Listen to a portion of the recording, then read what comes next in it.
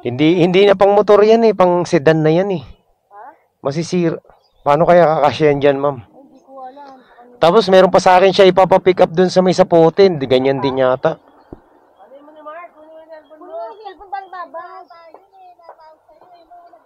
Oo, kanina pa ako tumatawag eh. Kasi gusto ko malaman kung anong pipick upin. Hindi naman sinabi sa akin na marami. O, 3 dito, tapos meron pa sa sapote. Ay, hindi pwede. Pang sedan na yan, dapat binuk niya sa kotse. Hindi pang motor yan eh. Patay.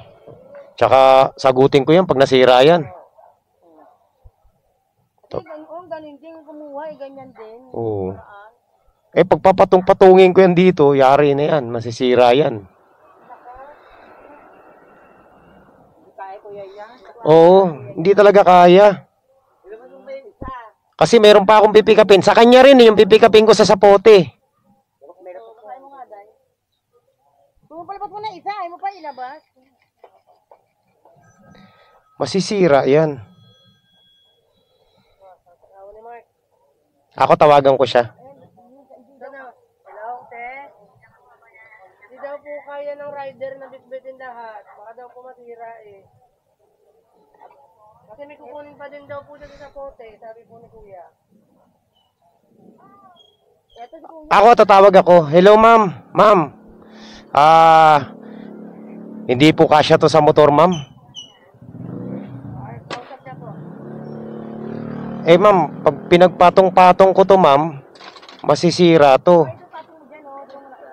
Tapos, may yung kukuning... Ano po ba yung pagkain po? Pagkain to, ma'am eh. Ang dami. Ma'am, ano? Eh, yung kukunin po sa may sapote, ma'am. Ano pa po yun? Tek. Ma'am, okay lang. Okay lang ba sa inyo pag patong-patungin ko to, ma'am?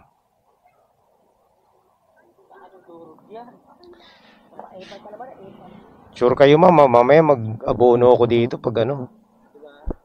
Kahit yung... Meron... Hindi po kasya sa box to, ma'am. Malaki po yung bilao, ma'am. Pag linagay natin sa box to, patagilid. Matatapon lahat to. Ay... 3 po na malalaki. Yung kalamay nasa ilalim. Tapos may kalamay pa to, ma'am. Wala tayong magagawa. Oo. Kung ano lang, kaya naman to, ma'am, pero nakabox kasi ako, ma'am eh.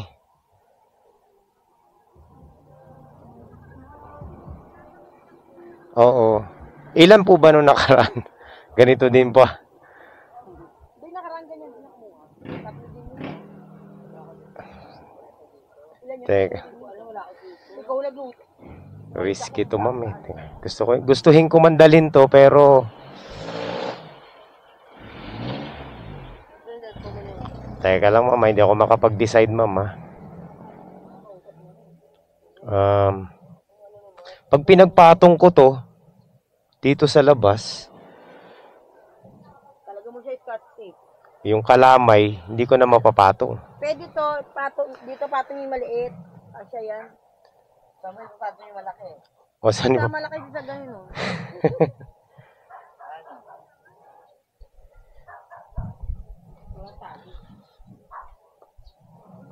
Okay. 3 patong, baka madurog yung ano.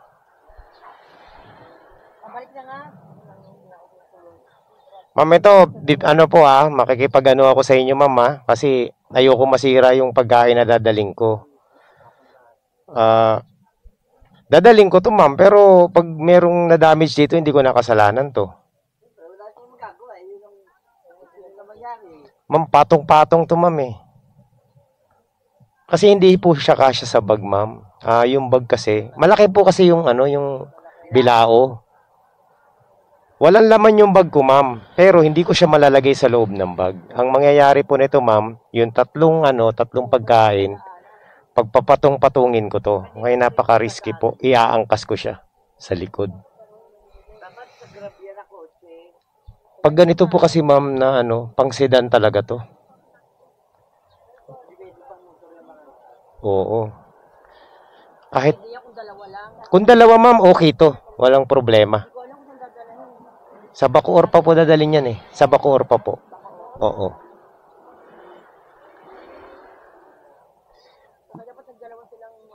Ma'am, pwede naman kayo magdalawang booking. Oo, mas safe pa dun ma'am. Para sigurado talaga. Kasi masisira to ma'am eh. Kasi may kalamay pa eh. Sige po ma'am. Ano nyo lang po, i-rebook nyo lang po. Walang problema ma'am. Yung concern ko lang yung safety ng pagkain. Sige po, sige po.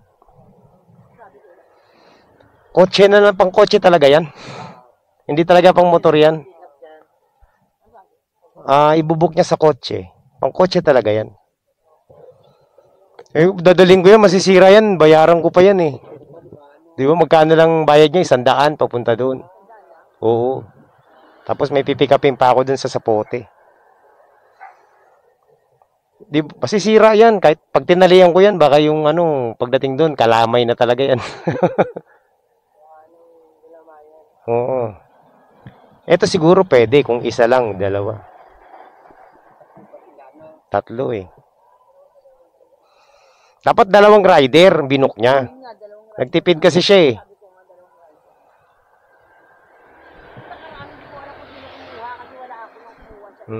Ganyan din daw na nakaraan. Lubay yan.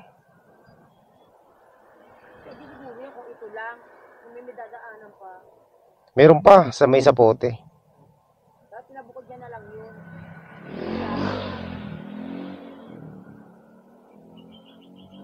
Sige po, antayin nyo na lang po yung Thank you, pasensya na, hindi talaga kaya eh. Baka masira eh. Pag nasira yan, masisira din kayo eh.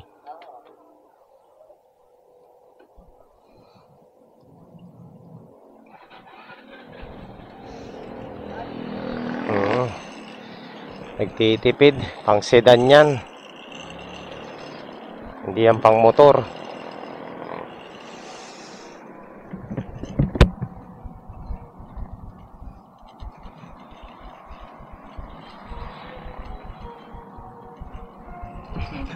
Ito ba naman yan? Bakit naman ganyan ang mga buhay natin? Hindi ko sasakayan ang katwiran niya nung nakaraan daw. Hindi pwede. Sige, isakay niya sa motor yan. Hindi naman tayo Patong-patungin ko, never Kita mo 3 bilaong malalaki yon. Ay nako.